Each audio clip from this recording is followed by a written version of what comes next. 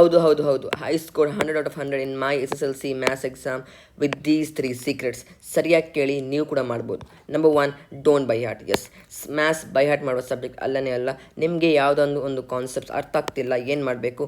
Go to YouTube. ಹೇಳ್ತಿದ್ದೀನಿ, ಯೂಟ್ಯೂಬ್ಗೆ ಹೋಗಿ ಆ ಒನ್ ಶಾರ್ಟ್ ಚಾಪ್ಟರ್ದು ಒನ್ ಶಾರ್ಟ್ ವಿಡಿಯೋ ನೋಡಿ. ಅದರ ಮೇಲೆ ನೀವು ಬಂದು ನಿಮ್ಮ ನೋಟ್ಸನ್ನು ನೋಡಿ, ಅದರಲ್ಲಿರುವ ಕ್ವಶನ್ ಸಾಲ್ವ್ ಮಾಡಿ, and you will be champion. ಯಾಕಂದರೆ this is not to by heart. By heart ನೀವು ಫಾರ್ಮುಲಾಸನ್ನು ಮಾಡ್ತೀರಾ, ಆದರೆ ನಾಟ್ ದ ಕಾನ್ಸೆಪ್ಟ್ ನೀವು ಅರ್ಥ ಮಾಡಲೇಬೇಕು. ಅರ್ಥ ಆಗ್ತಿಲ್ಲ, ಯೂಟ್ಯೂಬ್ ಬನ್ನಿ, ಸರ್ಚ್ ಮಾಡಿ, ಮತ್ತು ನೀವು ಫೈಟ್ ಮಾಡಿ.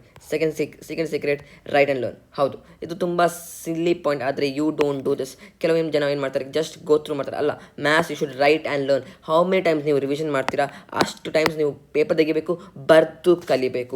Maths is a writing subject. ಸರಿಯಾಗಿ ಕೇಳಿ, 100 out of 100 ಬೇಕಿದ್ದರೆ ಬರೆದು ಕಲಿಬೇಕು ಎಲ್ಲ ರಿವಿಷನಲ್ಲಿ. Third point, PYQs and NCERT. Yes, first ನಿಮ್ಮ ಪ್ರಯಾರಿಟಿ ಇರಬೇಕು PYQs ಅನ್ನು ಸಾಲ್ವ್ ಮಾಡಿ. ಯಾವುದೆಲ್ಲ ಕ್ವಶನ್ಸ್ PYQs ಉಂಟು ನಿಮ್ಮ ನೋಟ್ಸಲ್ಲಿ ಟಿಕ್ ಮಾಡಿದ್ರೆ ಏನಾಗುತ್ತೆ, ನಿಮಗೆ ಲಾಸ್ಟ್ ಕಲಿಯೋಕ್ಕೆ ತುಂಬ ಈಸಿ ಆಗುತ್ತೆ. ಕಲಿಯುವಾಗ okay, this is important, I will have to learn this, I will have to write this, ಆಗ ನಿಮ್ಮ ಮೈಂಡ್ ಬರುತ್ತೆ.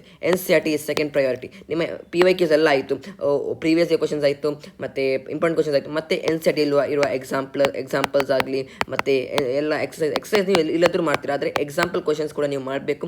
100 out of 100 ಟಾಪರ್ ಆಗಬೇಕು ನಿಮ್ಮ ಒಂದು ಗೋಲ್ ಇದ್ದರೆ, you have to do example questions also in the last. ಇಂಥ videos ನಮ್ಮ channel ಬರ್ತೈತೆ. I have scored 625 out of 625 in my SSLC exam, I will be guiding you throughout. Subscribe ಮಾಡಿ.